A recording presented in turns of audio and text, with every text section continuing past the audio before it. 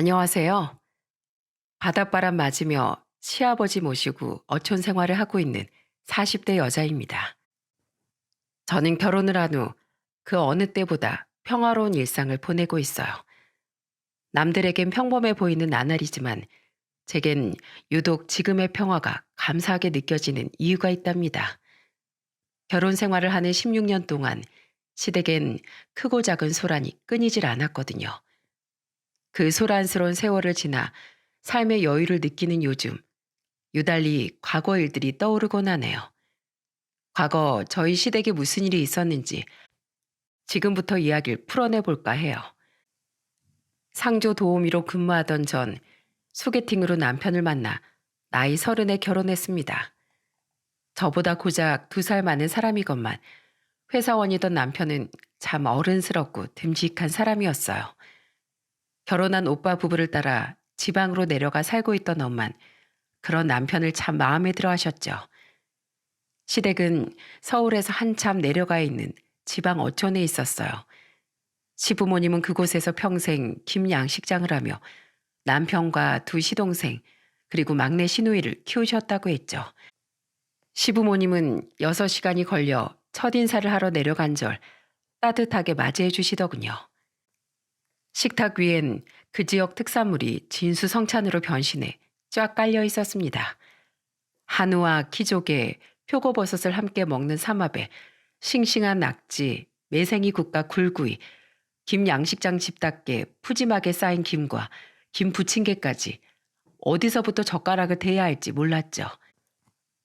그렇게 양가 부모님의 따뜻한 환대를 받으며 우린 부부가 되었어요. 사남매 중 맞이었던 남편은 굉장한 효자였습니다. 김 수확철인 10월 말쯤부터 5월 사이엔 힘든 시부모님을 돕겠다며 시간이 되는 주말마다 그 먼 거리를 내려가더라고요. 동생 놈들은 바쁘다고 부모님 댁에 코빼기도 안 보이는데 나라도 가서 도와야지. 당신은 갈 필요 없어. 보통 힘든 일도 아니고 어차피 당신은 김양식일에 대해선 알지도 못하잖아. 나만 다녀올게. 우리 부모님도 고생한다고 절대 당신은 데려오지 말라고 하셨어. 남편과 시부모님은 말렸지만 전 기어코 남편을 따라 내려갔습니다. 남편과 시간을 보내고 싶기도 했지만 시댁이 있는 바닷가 풍경도 너무 좋고 무엇보다 절 보면 눈에서 꿀이 뚝뚝 떨어지는 시부모님을 좋아했거든요. 저도 도울게요. 전 뭐부터 하면 돼요? 아이고, 새아가 오지 말랬더니 기어코 또 내려왔구나. 괜찮어. 아무것도 넌 안 해도 돼. 시부모님은 괜찮다고 하셨지만 전 이리 뛰고 저리 뛰며 뭐라도 도우려고 애썼어요. 시부모님은 그런 절 마냥 예뻐해 주셨죠.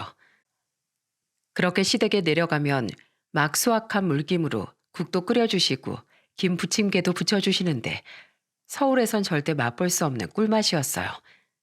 심지어 결혼한 지 2년 만에 아들을 임신했을 때도 시어머니표 김국이 너무 먹고 싶어 전보다 훨씬 자주 시댁을 내려가기까지 했다니까요. 우리 예쁜 며느리 어디서 이런 어여쁜 아가씨가 우리 집에 시집 왔을꼬. 시어머니는 양손으로 제 볼을 자주 쓰다듬어 주셨습니다. 시어머니의 손은 평생 해온 고된 일 탓에 울퉁불퉁한 굳은 살로 가득했는데 전 시어머니 그 투박한 손의 촉감이 좋았어요. 시어머니는 자신의 두꺼워진 손을 굉장히 자랑스러워 하셨는데 그 모습에 시어머니의 삶에 대한 자부심이 느껴졌거든요. 한편 두 시동생과 시누인 정말 시댁의 명절을 제외하곤 모습을 잘 보이지 않더군요. 그나마 무명 연극배우로 활동하던 시누인 어떻게든 짬을 내서 가끔 시부모님을 뵈러 왔는데 대기업에서 일하던 큰 시동생과 증권회사에 다니던 작은 시동생은 정말 그 집 자식이 맞나 싶을 정도였죠. 저희가 결혼한 지 2년 뒤, 3년 뒤에 각각 같은 대기업 동료인 큰 동서와 피부샵을 운영하던 작은 동사 결혼을 한 후에도 그건 마찬가지였어요. 심지어 어떤 해엔 큰 시동생 부부가 명절에 안 오기까지 한 적도 있었다니까요. 차가 막혀서 내려가는 게 10시간도 넘게 걸릴 것 같은데 너무 피곤하니 올해엔 전화로만 안부를 전하겠다면서요.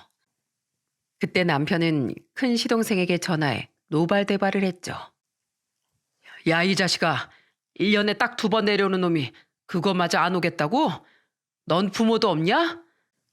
맨날 잘 사는 처가에만 굽신거리고 형편 고만고만한 지 부모님은 모른 척 하겠다 이거야? 차 막혀서 힘들 것 같으면 전주라도 미리 내려와서 부모님 얼굴을 뵀어야지.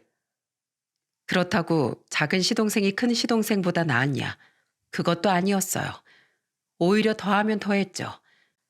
큰 시동생이 그냥 시댁에 무관심했다면 작은 시동생은 맨날 실적에 안 나온다 타령하면서 시아버지께 돈을 요구하더군요. 처음 몇 번은 시아버지도 자식 일이니 그냥 도와주신 것 같은데 그 횟수가 잦아지니 나중엔 역정을 내셨어요. 그래도 굴하지 않고 어찌나 돈 이야기만 하던지 시아버지 말씀에 끼어들지 않으려 꾹꾹 참던 제 남편이 분에 못 이겨 작은 시동생의 뒤통수를 폭소리 나게 후려친 일도 있었죠. 내 저럴 줄 알았다. 막내 오빤 두드려 맞아도 싸. 부모님이 무슨 은행이야? 이제 결혼까지 했으면 정신 차리고 경제적으로 자립 좀 해. 그나마 신우의 한 사람만이 남편의 형제 중 제정신이 박힌 사람이었어요. 저는 시부모님이 안타까워서라도 저라도 두 분께 더 잘해드려야겠다고 생각했습니다. 하지만 제게 주어진 시간은 생각보다 아주 많이 짧았더군요. 여보, 뭐가 그리 급해서 빨리 갔소? 그 넓은 집에서 나 혼자 외롭게 어떻게 살라고. 시어머니는 제가 결혼한 지 고작 5년 만에 급성 심정지로 돌아가셨습니다. 마침 시아버지도 집에 계시지 않을 때 그런 사달이나 시아버지께서 뒤늦게 발견하고 구급차를 불렀을 때 이미 시어머니는 이 세상뿐이 아니셨다고 했죠. 시어머니와 금술이 좋았던 시아버지는 장례를 치르는 내내 오열하셨어요. 저와 남편 또한 슬픔에 잠겨 장례를 치르는데 황당하게도 작은 동서는 취소하기 힘든 피부샵 예약 손님들이 있다며 마지막 날이 돼서야 내려와 발인도 지켜보지 않고 다시 가려고 하더군요. 누군 다들 일이 없어서 여기 내려와 있답니까? 화가 나서 제가 작은 동서에게 한 소리 하려는데 더 이상 울 힘도 없을 정도로 지쳐있던 시아버지가 저를 말리셨어요. 네 시엠이 마지막 보내는 길에 큰 소리 오가게 하고 싶지 않구나. 저런 지처를 보고도 뭐가 잘못된지 모르는 내 자식놈이 문제라면 더 문제겠지. 오늘은 그냥 조용히 넘어가다오. 너무 위태로워 보이는 시아버지 목소리에 눈물이 쏟아졌습니다. 그런데 불행은 거기서 끝나지 않았어요. 시어머니가 돌아가신 후 남편이 박박 우겨서 겨우 받게 한 종합건강검진에서 시아버지는 대장암 2기 판정을 받으셨거든요. 우리 시부모님이 뭘 잘못하셨다고 자꾸만 이런 불행이 생기는 거야. 어머님 일은 슬픔도 아직 가시려면 멀었는데 아버님이 얼마나 충격받으셨겠어. 그래도 차라리 이 정도에서 발견된 게 다행이라고 생각하자. 어머니 그렇게 보내고 아버지 건강도 혹시 몰라서 검진시켜드린 건데 그게 천운이었다고 생각하자고. 저와 남편은 서울에 있는 유명한 병원에서 수술과 치료를 받게 해드리기 위해 시아버지를 저희 집으로 모셨습니다. 그렇게 시아버지는 1년간 수술과 항암 치료를 받으셨어요.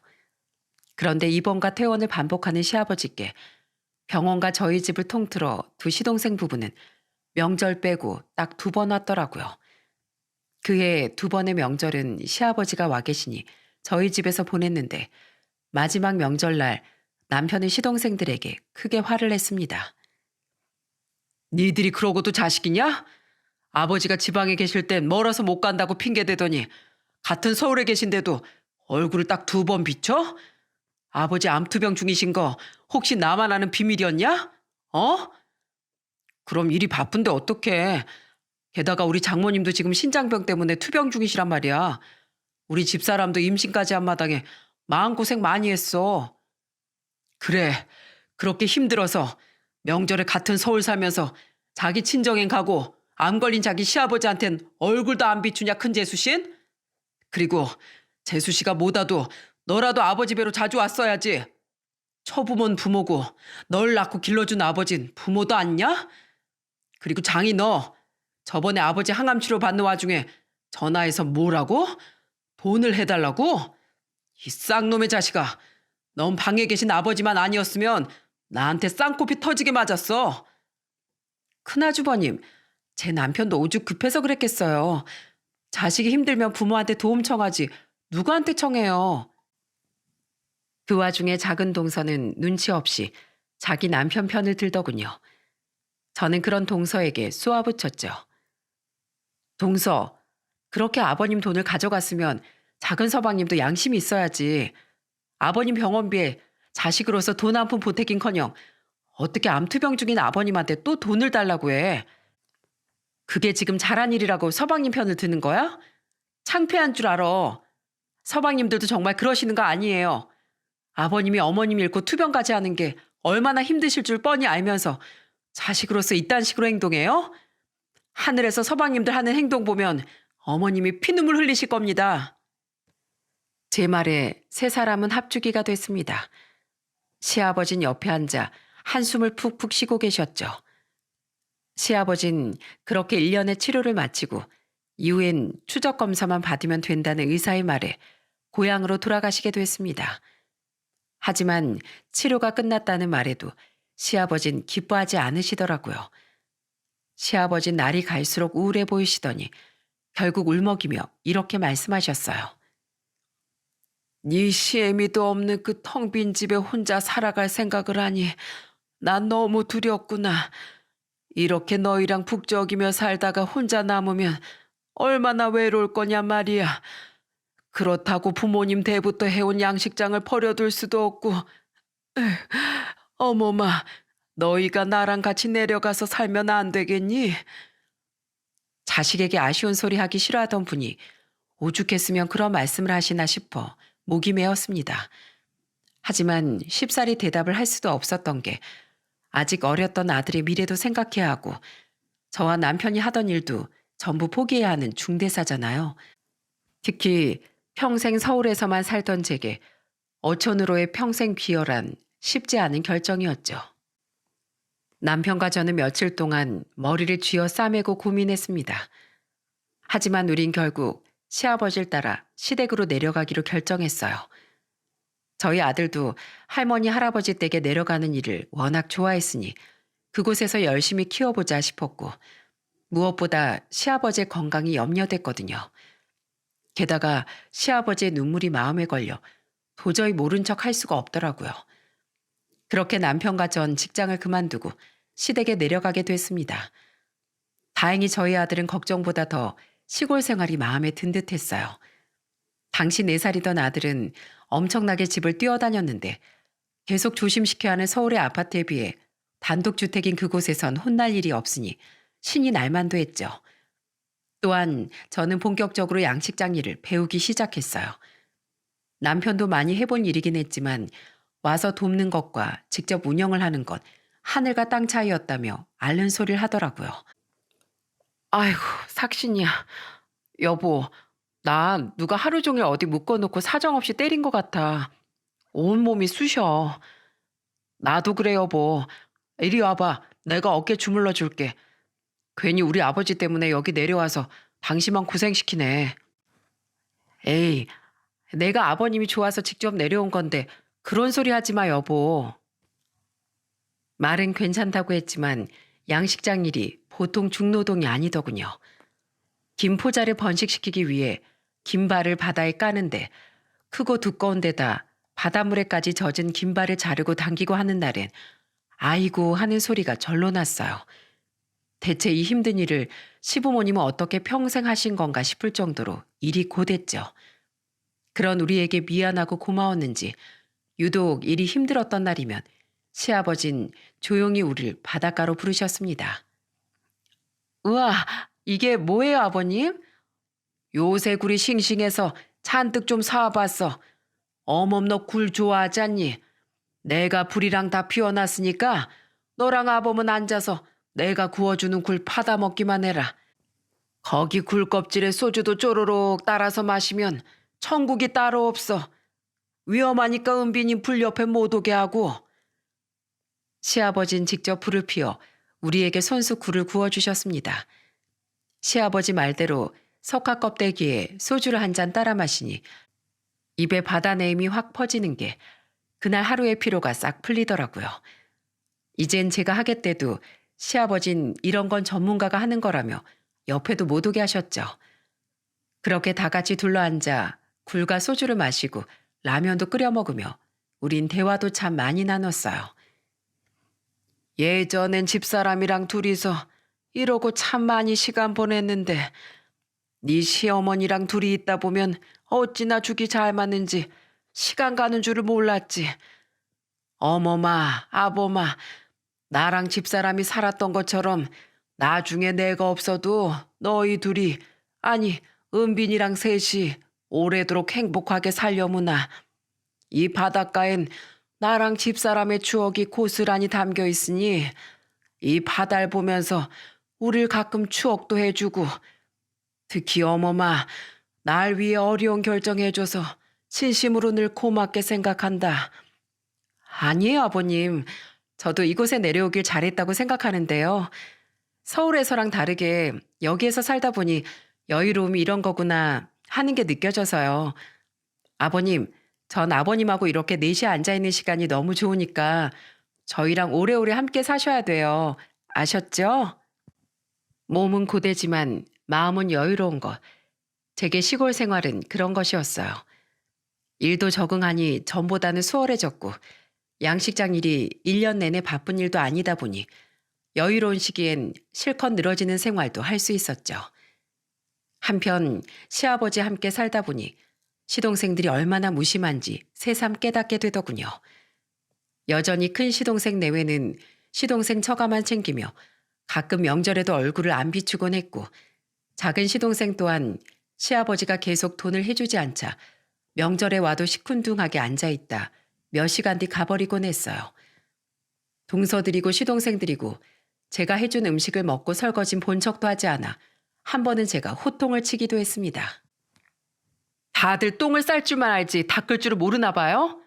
어떻게 매번 힘들게 한 음식을 먹기만 하고 치우는 신용도 안 해요? 적어도 접시라도 옮겨놔야죠. 제 남편하고 어린 우리 아들도 열심히 접시 치우고 식탁 닦고 있는 거 안 보여요? 큰동서, 거기 있는 앞치마 여기 사람들한테 죄다 하나씩 돌려. 형님, 저희 힘들게 서울에서 내려왔잖아요. 그럼 그 정도는 그냥 해주시면 안 돼요? 나도 힘들게 몇 시간 걸려서 친정 가. 근데 난 우리 엄마 모셔주는 새언니한테 고마워서 가면 새언니 손 하나 까딱 못하게 해. 사람 된 돌이랑 그런 거야. 제가 화를 내자 그제야 네 사람은 돕는 둥 마는 둥 신용이라도 하더군요. 평소에 제가 힘드니 명절만이라도 제 일을 돕겠다며 방 청소를 하고 있던 신우인 입이 대빨 나온 네 사람을 보며 혀를 찢찢 찼죠. 그렇게 행복하게 살던 와중에도 시아버진 시동생들만 생각하면 늘 표정이 어두워지셨습니다. 그것들도 자식이라고 안 보고 살 수도 없다며 시아버진 한숨을 쉬셨죠. 집안은 그렇게 어지러이 돌아갔지만 다행히 양식장은 날로 잘 되기 시작했어요. 양식장 일이 손에 익은 전 시아버지와 남편에게 김 공장도 함께 병행해 보는 건 어떠냐고 제안했습니다. 그렇게 공장을 시작하니 몸은 배로 힘들었지만 수입이 펄쩍 뛰니 힘이 저절로 나더군요. 특히 요샌 우리나라 김이 인기가 많아져 날로 해외 수출량이 늘고 있잖아요. 수출 시장에까지 뛰어드니 벌이가 정말 짭짤하더라고요. 그렇게 번 돈으로 양식장도 넓히고 외국인 근로자분들도 채용해 우린 점차 사업을 불려갔죠. 우린 평생 김 양식을 했어도 지금만큼 벌지 못했는데 정말 장하다 우리 큰며느리. 제가 한 건가요? 저는 그냥 의견만 낸 거죠. 애초에 아버님이 양식장에서 일할 수 있도록 해주지 않으셨으면 상상도 못할 일이었어요. 감사해요, 아버님. 아버님 따라 내려온 덕에 저희가 이렇게 복을 받네요. 그렇게 열심히 일을 하며 시아버지와 살던 와중 심장이 철렁해질 만한 일이 생기고 말았습니다. 저희가 시아버지와 함께 산 지 6년째 되던 어느 날이었어요. 한창 바쁠 철이라 양식장 일과 공장 일에 몰두하고 있는데 배를 타고 양식장에 나갔던 시아버지가 그만 쓰러지신 거예요. 일이고 뭐고 전부 팽개치고 저와 남편은 시아버지를 병원으로 모셨죠. 과로를 못 이기신 것 같습니다. 연세도 있는데 너무 무리해서 일하시는 건 건강에 안 좋아요. 대장암 이력도 있으시다면서요. 늘 조심하셔야 됩니다. 대장 내시경은 꾸준히 하고 계시죠?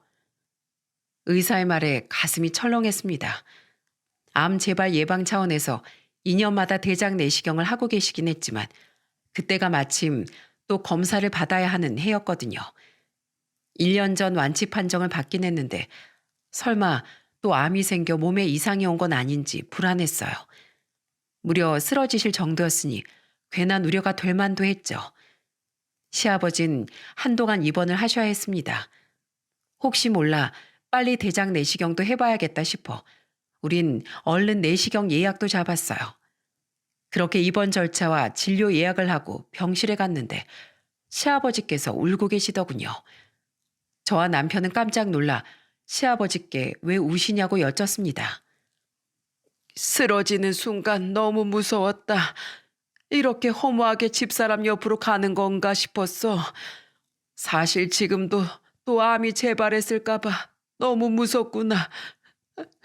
어머마, 나 애들이 너무 보고 싶다. 언제 죽을지 모른다고 생각하니 그런 것들도 자식이라고 보고 싶구나. 애들한테 연락해서 나 좀 보러 한 번만 와달라고 해다오. 부탁이다. 시아버진 정말 많이 놀라신 것 같았어요. 하긴 시어머니께서 그렇게 갑자기 가셨으니 자신도 언제 그렇게 될지 모른다는 공포감이 충분히 찾아올 만했죠. 그런 시아버지가 너무 안쓰러워 저는 신우에게 남편은 두 시동생에게 상황을 알리고 병원으로 좀 내려오라고 말했습니다. 하지만 놀라서 당연히 내려온다던 신우이와 달리 두 시동생의 반응은 시큰둥했다더군요. 저는 병실을 나와 병원 복도에 서 있던 남편에게 다가가 물었어요. 여보, 서방님들한테 전화하고 온다는 사람이 왜 이렇게 오래 걸려? 아버님 당신 기다리다 방금 잠드셨어. 개자식들, 내가 혹시 아버지 암 재발일 수도 있다고 우선 아버지가 오늘 쓰러지셨으니까 다들 오라고 말했거든? 아버지가 너무 보고 싶어 한다고 말이야. 근데 설마 또 바쁘다고 안 오겠대? 어차피 내일 주말이잖아. 내일이나 모레 오면 되는 거 아니야? 근데 안 온대. 장현이 그놈은 주말에 장인 장모랑 놀러 가기로 했대. 지금 아버지가 쓰러지셨는데 그걸 못 내려오냐고 하니까 장인 장모님이 기대하던 여행이라 취소 못한대. 그럼 작은 서방님은 중요한 고객 미팅이 주말에 줄줄이 있다고 못 온대. 무슨 미팅을 주말에 잡냐니까 승질내더라고. 그럼 아버진 돈도 안 주고 실적은 채워야 하는데 주말에도 발로 뛰어야지 어떡하냐고. 두 놈한테 잔말 말고 잠깐이라도 시간 내서 주말에 내려오라고 으름장 나눴어. 하지만 결국 두 시동생 내외는 주말이 지나도록 오지 않았습니다. 오직 신우이만이 시아버지가 쓰러지신 당일 저녁에 내려왔다가 예정된 연극 공연 때문에 다음날 새벽같이 올라갔죠. 남편은 노발대발해서 시동생들에게 전화로 욕설을 퍼부었어요. 야, 니들이 인간이냐? 어? 아버지가 쓰러지셨다고, 암일지도 모른다고. 말했잖아, 형. 나 장인 장모님이랑 여행 와서 못 간다고. 그래서 아버지가 당장 돌아가셨어? 의사가 과로라고 그랬다며. 아직 내시경도 안 받았다며. 제발 아버지한테 오버해서 바쁜 자식들 귀찮게 하지 좀 말라 그래, 형. 아, 형도 마찬가지고. 뭐? 귀찮게 하지 말라고?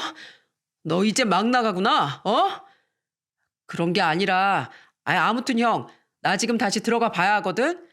장인어른이 찾으시네. 아버지 나 대신 잘 좀 보살펴드려. 야, 김장이, 넌 고객 미팅을 아침부터 밤까지 하냐? 어? 결국 끝까지 안 내려온다 이거지? 형, 미팅이 무슨 1시간 딱 하고 끝나는 건 줄 알아?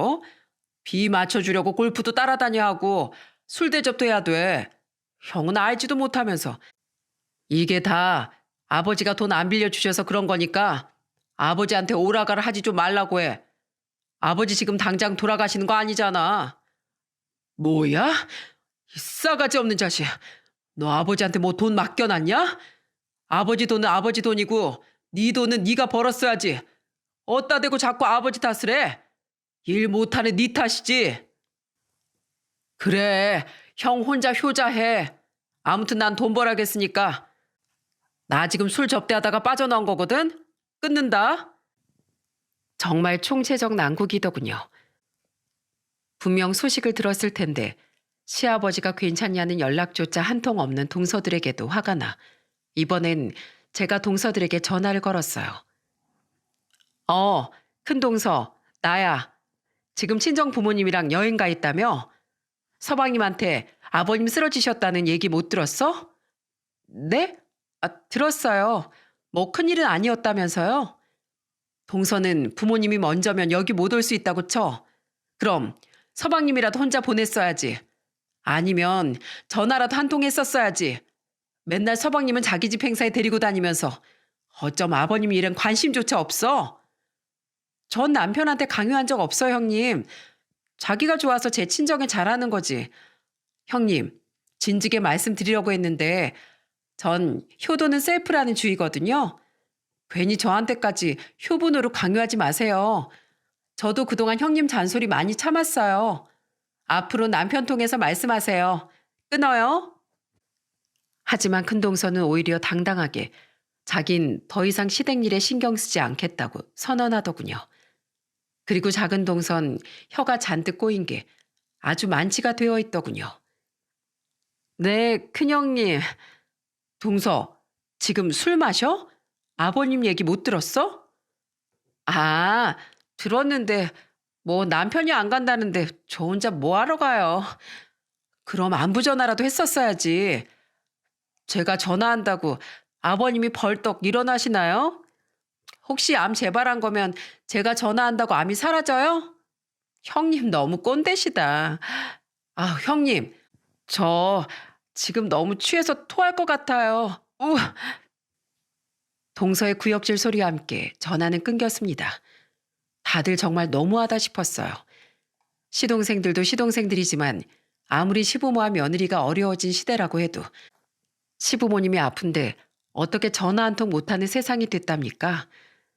남편과 저 둘 다 시근덕대며 시아버지 병실로 들어갔는데 시아버진 침대에 걸터 앉아 눈물을 뚝뚝 흘리고 계시더라고요. 애들 안 온다지? 그게요, 아버님. 다들 사정이 있다네요.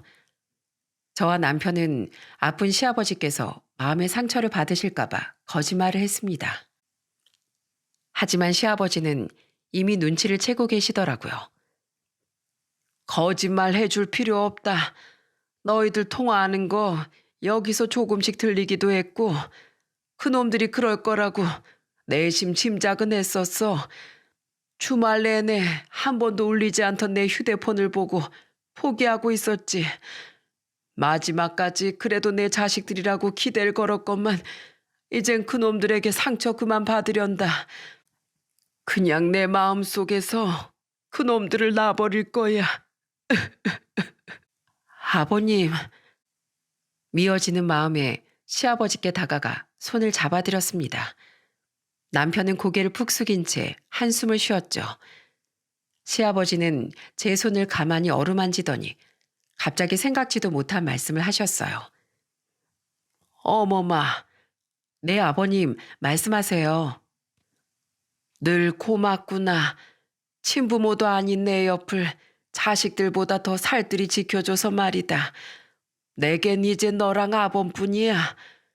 왜 그런 말씀을 하세요? 아가씨도 계시잖아요.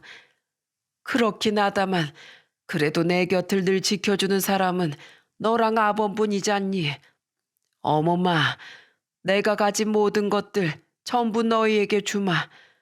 고마운 너한테 시애비로서 해줄 수 있는 게 이런 것뿐이로구나. 내 전부라고 해봤자 양식장이 다 아니겠니. 어차피 이만큼 키워놓은 건 너니 너랑 아범이 이제 맡아서 운영하려무나. 이제 몸도 정 같지 않으니 난 너희에게 물려주고 이만 물러나련다. 다른 놈들한테 물려주고 자시고 할 것도 없어. 그놈들한텐 국물도 없을 게다. 네 시동생들은 내 자식도 아니야. 갑자기 그런 발언을 하신 시아버진 결국 다시 눈물을 터뜨리시더군요. 저는 시아버지의 손을 꽉 잡았고 남편은 시아버지를 뒤에서 껴안으며 함께 흐느꼈죠. 감사해요, 아버님. 양식장 저희가 대를 이어서 정말 잘 운영할게요. 그러니까 아버님은 이제 손주 재롱 보면서 편히 쉬세요. 그리고 아버님, 저희가 있으니까 너무 속상해하지도 마시고요. 맞아요, 아버지. 제가 그놈들 못까지 아버지께 더 효도할게요. 그럼 못된 놈들 때문에 울지 마세요.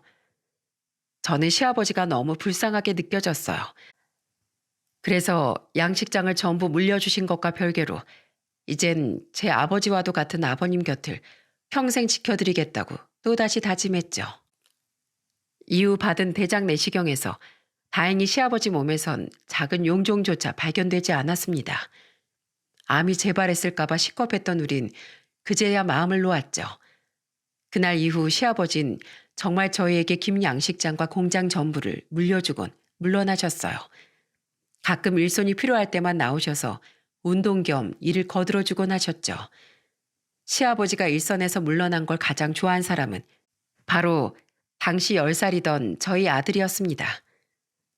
할아버지, 이제 일 안 나가요? 아싸! 나 맨날 할아버지랑 놀아야지. 은빈아, 할아버지 힘드셔. 할아버지 너무 괴롭히면 안 돼. 냅둬라. 이 나이에 날 이렇게 반겨주는 손주가 있다는 것만으로도 얼마나 큰 행복이냐. 나이래봬도 아직 몸에 일 근육이 탄탄하다. 손주놈이랑 공차고 놀아주는 것 정도는 충분히 할 수 있어. 시아버진 그 뒤 저희 아들과 놀아주며 휴식을 취하셨지만 그런 시아버지를 건드리는 건 여지없이 시동생들이었습니다. 시아버지가 퇴원은 잘하셨는지 지금 몸은 어떤지 시동생들은 한 번도 전화해 묻지도 않더군요. 시아버지도 저와 남편도 시동생들과 동서들이 너무 괘씸해 연락하지 않았는데 그들은 다음 명절에 연락도 없이 뻔뻔하게 모습을 드러냈더라고요. 물론 큰 동서만은 어디에도 보이지 않았고요. 시아버진 시큰둥한 목소리로 그들을 향해 물으셨습니다. 뭐하러 왔냐? 에이, 아버지 삐지셨어요? 그때 못 와서 죄송해요. 이제 몸은 괜찮으세요? 대장 내시경에서 별거 안 나왔죠? 그러니까 형이 우리한테 연락 없었겠죠. 내가 죽든 살든 관심도 없는 놈들이 여긴 왜 왔냐고 묻잖아. 어차피 니들 맨날 바쁘다고 하던 놈들 아니냐? 난 더 이상 너희들 자식으로 생각 안 하기로 했다. 그러니까 이 집에서 쏙 나가. 앞으로 명절이든 뭐든 내가 죽어도 여기 2번 다시 올 필요 없어. 아버지, 화 푸세요. 저희가 정신이 없어서 그렇지 속으로는 아버지 걱정 많이 했어요. 그치 여보? 맞아요 아버님. 아버님을 신경도 안 썼으면 저희가 명절이라고 여길 왔겠어요? 그러니까 올 필요 없다고 이제 썩 나가라. 시아버진 그들을 냅다 쫓아내려고 하셨어요. 그런데 무슨 하고 싶은 말이 있는지 세 사람은 서로 눈빛을 교환하며 시아버지의 눈치를 보더라고요. 그리고 큰 시동생이 대뜸 내뱉은 말은 기가 막히기 짝이 없었습니다. 그러지 마시고 아버지, 저희가 이제부터 잘할게요. 명절에도 꼬박꼬박 내려오고 저희 집사람이랑 딸도 데려올 수 있도록 노력해보고요. 그러니까 갑자기 왜? 무슨 꿍꿍인데? 저 꿍꿍이는 아니고요 아버지. 김 양식장 말인데요. 요새 꽤 잘 되는 것 같던데 그거 저희 목 미리 떼어주시면 안 돼요? 이 정신 나간 것이 뭐라는 거야. 거기 너희 몫이 어딨어? 그거 진즉에 큰애랑 큰어멈 줘버렸다. 말도 안 되는 소리 하고 있어. 네? 그걸 형을 다 주셨다고요? 아버지, 그런 게 어딨어요? 거봐 작은 형, 생각해보니까 내가 불안불안하다고 했지. 그때 우리가 아버지 병원 안 갔다고 아버지가 우리한테 앙심 품고 양식장이니 공장이니 큰형한테 다 줘버릴 것 같다고 말이야. 우리가 한 발 늦었어. 에휴 짜증나. 황당하게도 시동생들은 시아버지가 걱정이 돼서 온 게 아니라 자기들 몫을 빼앗길까 봐 명절 핑계대고 달려왔던 겁니다. 자기들이 생각해도 시아버지가 쓰러졌을 때 안 온 일은 도가 지나쳤다 싶어 제발 저렸던 거겠죠. 그런데 이미 남편과 저에게 전부 넘겨줬다는 이야기를 듣고 두 사람은 노발대발하기 시작했어요. 아버지, 우린 자식도 아니에요? 아무리 형하고 형수님이 아버지 모시고 산다고 했어도 그렇죠. 저희도 아버지 모시라면 모실 수 있었어요. 근데 잘 다니던 대기업 때려치우고 여기로 올 수는 없던 거잖아요. 아버지, 유류분 청구 소송이라고 있는 거 아시죠? 어차피 아버지 돌아가시면 우리 소송에서 우리 목 받아낼 수 있어요. 괜히 형제 간에 싸움 일으키지 마시고 얼른 저희 목 주세요. 뭐? 둘째 네가 날 모실 수 있었다고? 그런 놈이 내가 서울에서 암투병 하는 동안 코빼기도 안 비쳤냐? 그때도 네 형이랑 형순 자진해서 나 데리고 살면서 간병까지 해줬어. 그리고 유류분 청구 소송? 해봐라 어디. 아주 나 죽으라고 고살 지내라고. 난 벽에 똥칠할 때까지 오래오래 살 거야. 누구 좋으라고 죽어. 이 나쁜 놈들. 내가 너희들을 어떻게 키웠는데 배 위에서 일하다가 긴 발에 발이 휘감겨서 바다에 빠져 죽을 뻔하기도 하고 셋째는 어릴 때 트럭에 칠 뻔했을 땐 대신 내 몸 던져서 반년 동안 꼼짝없이 병원 신세 진 적도 있었다. 그렇게 고생하면서도 자식인 너희만 보면 세상을 다 가진 기분이었는데 지금은 세상을 다 잃은 기분이구나. 그렇게 금이야오기야 키운 자식들이 이런 금수만도 못한 놈들이 돼 있으니까 말이야. 아, 아버지, 정말 이러실 거예요? 돈 가지고 자식 차별하실 거냐고요? 형도 말 좀 해봐. 형 혼자 그 큰 양식장이랑 공장을 꿀꺽 하는 게 맞아? 네 형 부를 것도 없어. 네 형은 서울 살 때도 수학철만 되면 주말마다 내려와서 양식장 일 도왔다. 서울살이 다 포기하고 여기 내려와서 작은 양식장 저만큼 키우고 공장까지 세운 게 큰애들 내외야. 근데 바닷물에 손 한 번 안 담가본 니들이 무슨 자격으로 자기 몫을 떼어달래? 냉큼 이 집에서 꺼져라 이 금수들아. 내 걱정이 아니라 그깟 돈 때문에 왔다고 생각하니까 아주 없던 정도 더 떨어진다. 썩 꺼져. 시아버진 효자손을 휘두르며 그들을 쫓아내려고 하셨습니다. 하지만 시동생들은 끝까지 자기 몫을 달라고 버티더군요. 그 와중에 동서는 제게 비아냥거리기까지 했죠. 형님, 이러려고 처음부터 아버님께 그렇게 잘한 거죠? 도대체 몇 년을 공들인 거야? 참 치밀하시네요. 뭐 눈에 뭐만 보인다고 작은 동서 눈엔 모든 일이 다 돈으로 보이지? 그런 동선 그렇게 돈을 타내고 싶었으면 아버님께 잘하는 신용이라도 하지 그랬어. 참 부부가 쌍으로 못났다. 내가 욕심이 많아서가 아니라 아버님이 힘들게 일군 결과물 너희들 같은 인간한테 넘겨주는 게 싫어서라도 아버님이 주신 것들 지킬 거야. 알았어? 추하게 욕심 부리지 말고 당장 나가. 동서는 할 말이 없는지 눈알이 튀어나올 듯 저를 노려만 보더군요. 그리고 그 난리통을 지켜보던 신우이는 대뜸 김국을 끓이려고 큰 냄비에 담아놨던 물을 가져와 시동생들과 동서에게 끼얹어 버렸습니다. 그리곤 어리 빠진 그 인간들에게 소리쳤죠. 이 버러지들아. 그동안 키워주고 대학까지 다 보내주신 것만으로도 감사해야지.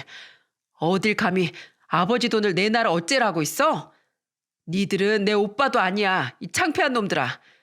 어디 가서 나랑 닮은 얼굴 들고 다니지도 마. 나도 큰오빠랑 큰새언니 목 하나도 욕심 안 내. 두 사람이 아버지를 얼마나 극진하게 모시고 양식장을 키웠는데 양심 있으면 그러면 안 되지. 그리고 막내 새언니 뭔데 우리 집 돈을 욕심내요? 우리 집에 발걸음 한 게 몇 번이나 된다고. 새언니 정도면 우리랑은 생판 남이에요, 남. 다들 이 집에서 나가. 썩 꺼져.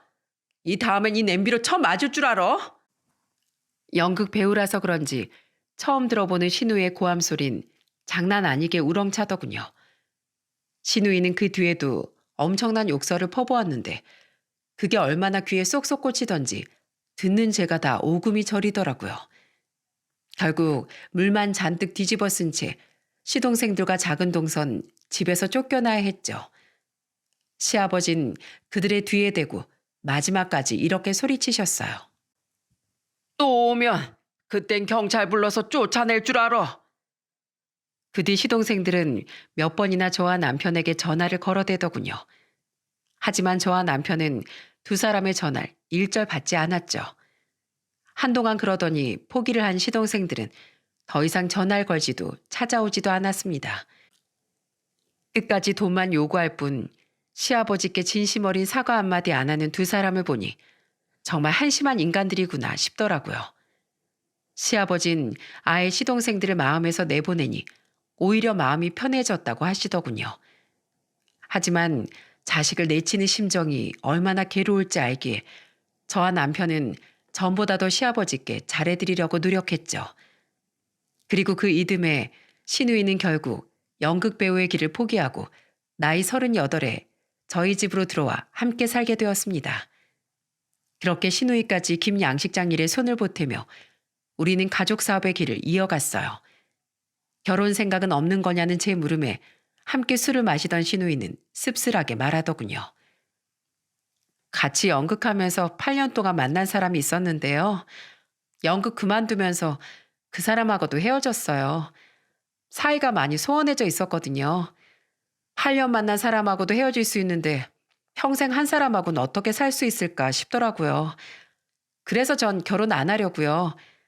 시아버지의 시누이까지 더해 같이 살기 힘드실 텐데 선뜻 저 받아준다고 해주셔서 감사해요, 새언니. 오랜 시간 도전한 꿈도 포기하고 그런 이별까지 겪었다니 마음이 많이 아프더라고요. 그래서 전 신우의 접시에 제일 큰 굴을 얹어주며 전 아가씨랑 같이 살게 돼서 너무 좋아요 라고 말해주었죠. 날이 갈수록 양식장과 공장은 번창해져 갔습니다. 해가 지날수록 늘어나던 해외 수출량이 단단히 한 몫을 해줬거든요. 속 시끄럽게 하던 시동생들도 사라지고 공장도 잘 되니 우리 5 식구에겐 더 없는 평화가 찾아왔죠. 그런데 신우이가 내려온 지 2년 뒤 다 같이 저녁을 먹으려는데 갑자기 두 시동생과 작은 동서가 함께 찾아왔더군요. 현관문을 열어본 시아버진 입맛이 뚝 떨어지는 표정을 지으셨죠. 누가 왔나 싶어 나와본 우리 또한 그들을 보고 절로 인상을 썼습니다. 저는 당시 13살이던 아들에게 방에 들어가 있으라고 말했습니다. 그 와중에 시아버진 그들 현관 안으로 들이지도 않고 말씀하시더군요. 내가 또 오면 경찰 불러서 쫓아낸다고 했지? 그런데 시아버지의 그 한마디에 세 사람은 울음을 터뜨리며 갑자기 무릎을 꿇고 애원을 시작했습니다. 가장 먼저 입을 연 사람은 큰 시동생이었어요. 아버지, 그땐 저희가 정말 잘못했어요. 아버지, 제발 저 좀 도와주시면 안 돼요? 저 바람 피우다가 걸려서 이혼당했어요. 딸도 집사람이 데리고 가고 장인 장모님한테도 죽지 않을 만큼 맞았어요. 재산 분할 받은 돈으로 겨우 전셋집 하나 구하고 위자료까지 내고 나니까 남은 돈도 없더라고요. 그 와중에 아내도 같은 회사 다니니까 소문도 금방 퍼져서 저 지금 회사에서도 거의 대역죄인 취급받으면서 겨우 버티고 있어요. 아버지, 저 회사에서도 버티기 너무 힘들어요. 저 여기 올 테니까 양식장 일 저도 가르쳐 주시면 안 돼요? 이건 돈 되잖아요. 그냥 제목 달라는 게 아니라 정당하게 일할 테니까 형한테 저한테도 양식장 지분 좀 주라고 해주세요. 아버지, 작은 형이 아버지 찾아가서 빈다고 하길래 저도 형 따라 용기 내서 찾아왔어요. 저 회사 실적 채우려고 고객들 돈 가지고 장난치다가 걸려서 회사에서 잘리고 손해배상 물어내느라 빚까지 졌어요. 그 고객들 중에 아내가 데려온 피부샵 고객들도 있었는데 그것 때문에 동네 사모님들한테 악소문 퍼져서 집사람 피부샵 매출도 뚝 끊겼어요. 예전엔 저희가 정말 잘못했어요. 이렇게 빌게요. 그러니까 제발 저희 목도 좀 나눠주시면 안 돼요?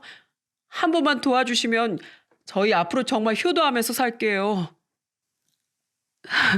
아버님, 잘못했어요. 저희 좀 살려주세요. 저 지금 피부숍 월세도 못 내서 가게까지 내놨단 말이에요. 잘못했다고 세 사람 다 싹싹 빌었지만 결국 목적은 다시 돈이더군요.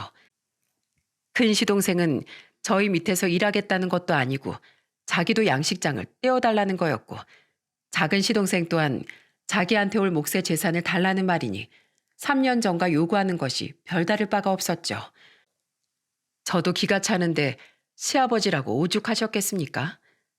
시아버진 그들에게 이렇게 호통치셨어요. 니들은 끝까지 변한 게 없구나. 바람을 피우고 남의 돈으로 장난질을 쳐? 내가 아주 자식 교육을 이렇게 엉망으로 시켰다니 정말 분통이 터지는구나. 썩 꺼져라. 니들이 말아먹은 인생은 니들이 감당해. 난 더 이상 너희들 가족도 애비도 아니니까. 마지막으로 한마디만 하마. 제발 이기적으로 남한테 패라도 끼치고 살지 마라. 인과응보라는 말이 괜히 있겠니? 언젠가 남한테 한 짓은 다 자기한테 돌아오게 돼 있어.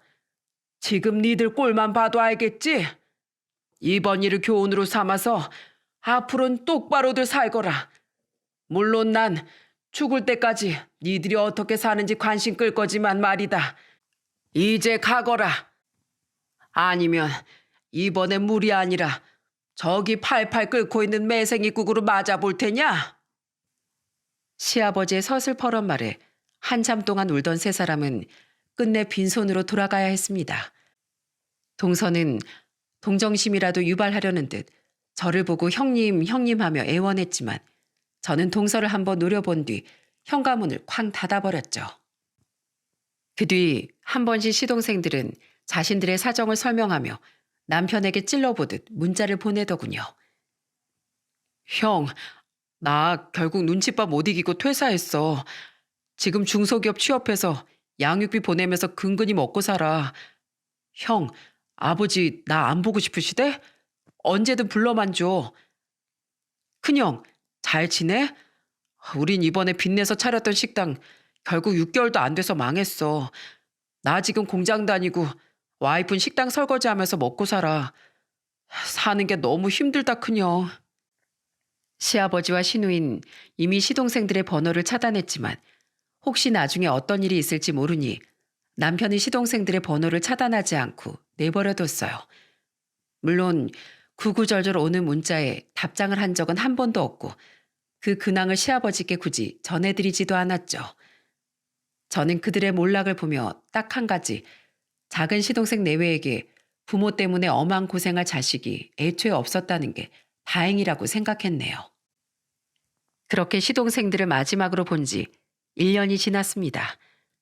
지금 우린 더 없는 평온을 누리며 살고 있어요. 김 양식장과 공장도 여전히 잘 되고 있고 가족들은 아픈 것 없이 건강하죠. 특히 70 중반인 제 친정엄마와 70 후반인 시아버지께서 더 아프신 곳 없이 정정하신 것이 가장 다행이라고 생각해요. 지금 우린 일이 바쁘지 않은 시기엔 국내 해외 가리지 않고 여행도 다니며 여유로운 삶을 즐기고 있답니다. 가끔은 친정엄마와 친정오빠, 새언니와 조카들과 함께 놀러 다니기도 하고요. 그러다 문득 올해 벌써 중학교 1학년이 된 저희 아들을 보면 결혼하고 세월이 참 쏜살같이 흘렀다 싶어 감회가 새롭기도 해요.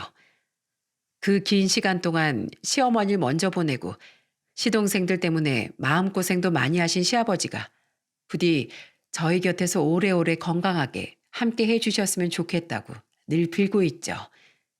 저는 어렵게 찾은 우리 가족의 행복과 평화가 깨지지 않도록 좋은 며느리이자 아내, 손이 올케이자 엄마로서 노력해 나갈 생각이에요.